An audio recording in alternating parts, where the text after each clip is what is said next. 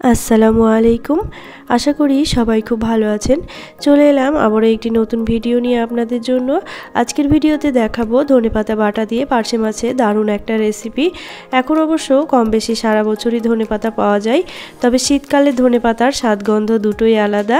এই ধনেপাতা দিয়ে যে কোনো রেসিপি বানানো হোক না কেন খেতে কিন্তু অপূর্ব লাগে। আজকের ভিডিওতে এরকমই একটা রেসিপি আপনাদের সঙ্গে শেয়ার করব, ধনেপাতা বাটা দিয়ে পার্শে মাছের অপূর্ব একটা রেসিপি। দুপুরবেলায় গরম গরম ভাতের সঙ্গে ধনিয়া পার্সের এই রেসিপিটা খেতে কিন্তু অসাধারণ লাগে।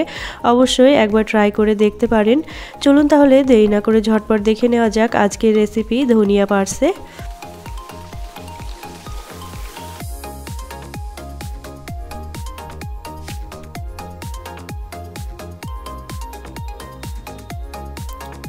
সবার প্রথমে কিছু মশলা রেডি করে নেব। আমি এখানে একটা মিক্সচার জার নিয়েছি, আমি দিয়ে দেব বেশ কিছুটা পরিমাণে আদা, তার সঙ্গে দেব হাফ চামচের মতো গোটা জিরে, আর দেব একটা বড় সাইজের টমেটো একটু বড় করে কেটে নিয়েছি।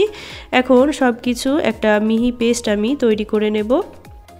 মশলা এখানে রেডি হয়ে গেছে, দেখতেই পাচ্ছেন একেবারে মিহি পেস্ট একটা আমি রেডি করে নিয়েছি।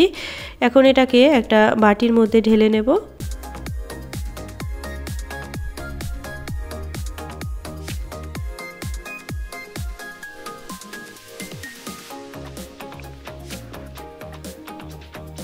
এখন ওই একই মিক্সি জারের মধ্যে দিয়ে দেব বেশ কিছুটা পরিমাণে ধনেপাতা। যেহেতু এই রেসিপির মেন ইনগ্রেডিয়েন্টসই হচ্ছে ধনেপাতা, তো ধনেপাতার পরিমাণটা অবশ্যই একটু বেশি লাগবে।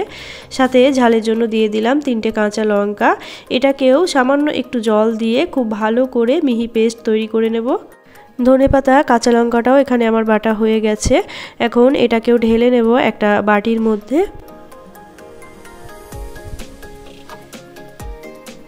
এখানে 4 পিস পার্শে মাছ আমি খুব ভালো করে ধুয়ে পরিষ্কার করে নিয়েছি। দিয়ে দেব হাফ চামচের মতো লবণ, তার সাথে দেব সামান্য একটু হলুদের গুঁড়ো। লবণ আর হলুদটা মাছের গায়ে খুব ভালো করে মেখে নেব। এখন গ্যাসে একটি কড়াই বসিয়ে দিয়েছি, দিয়ে দেব বেশ কিছুটা পরিমাণে সরষের তেল। তেলটা এখানে খুব ভালো করে গরম করে নিতে হবে, একেবারে ধোয়া ওঠা পর্যন্ত। তেল গরম হয়ে গেলে খুন্তির সাহায্যে একটু এভাবে করে কড়াইয়ের গায়ে লাগিয়ে দেব। তারপরে নুন হলুদ মাখিয়ে রাখা মাছগুলো এক এক করে তেলের মধ্যে দিয়ে দেব।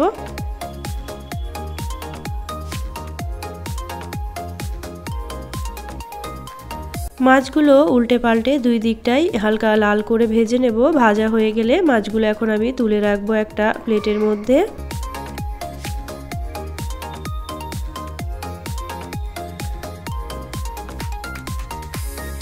এখন ওই তেলের মধ্যেই ফোড়নে দিয়ে দেব হাফ চামচ কালো জিরে, আর দেব বেটে রাখা মশলা। টমেটো, আদা আর জিরে যেটা বেটে রেখেছিলাম সেটা দিয়ে দিলাম। দিয়ে 2 থেকে 3 মিনিট একটু কষিয়ে নেব, যাতে আদা আর টমেটোর কাঁচা গন্ধটা একটু চলে যায়।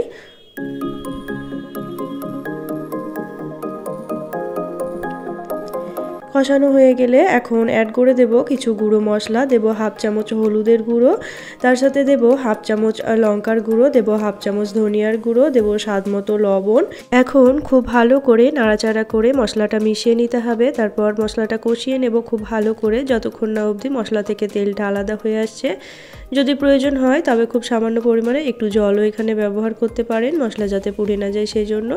এখন ঢাকা দিয়ে রাখবো মোটামুটি 5 মিনিটের জন্য। প্রায় 5 মিনিট পরে ঢাকনাটা খুলে দেখে নিচ্ছি, মশলা থেকে তেলটা আলাদা হয়ে এসেছে। দেখতেই পাচ্ছেন মশলা এখানে খুব সুন্দর কিন্তু আমার কষানো হয়ে গেছে।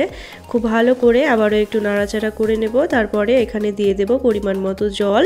খুব বেশি জল দেওয়ার এখানে প্রয়োজন নেই, যেহেতু খুব বেশি পাতলা ঝোল কিন্তু এখানে হবে না। এখানে আমি ছোট কাপের 1 কাপ মতো জল দিলাম। জল দিয়ে আবারও খুব ভালো করে একটু মিশিয়ে নেব। তারপরে ঝোলটা ফুটে ওঠা অবধি অপেক্ষা করব। ঝোল ফুটে উঠলে তারপরে দিয়ে দেব ভেজে রাখা মাছগুলো এক এক করে।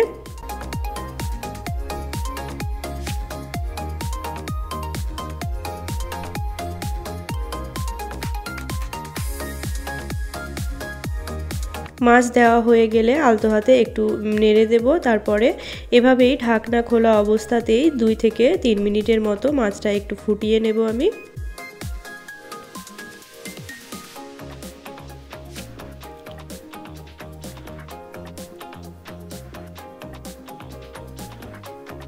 প্রায় 2 মিনিট মতো মাছটা এখানে ফুটিয়ে নিয়েছি।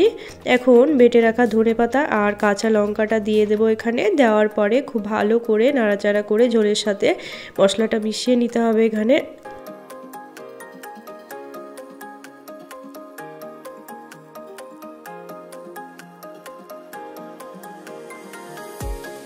মেশানো হয়ে গেলে এখন মিডিয়াম আঁচে ঢাকা দিয়ে রেখে দেব মোটামুটি 5 থেকে 6 মিনিটের জন্য।